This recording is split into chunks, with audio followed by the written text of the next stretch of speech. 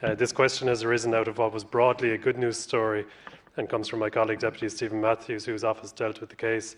A family who I won't name lived in direct provision in Wicklow, were offered own-door accommodation in Galway.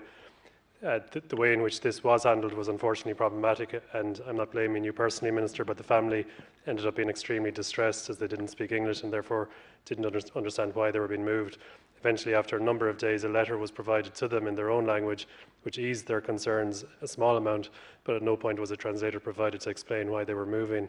This family has come from a situation where people being moved by government has a much more serious connotation and were understandably distressed. It required the intervention of a school teacher known to the family, a local TD and a local county councillor to get information to this family.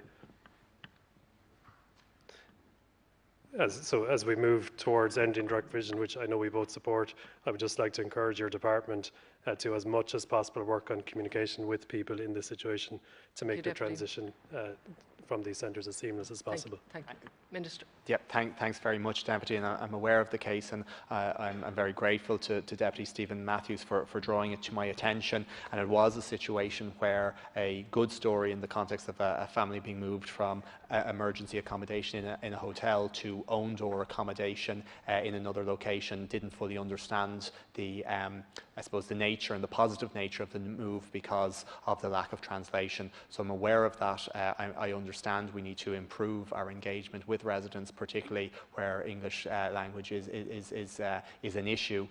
We do have the Jesuit Refugee Service. I've met with them recently. They do really fabulous work in supporting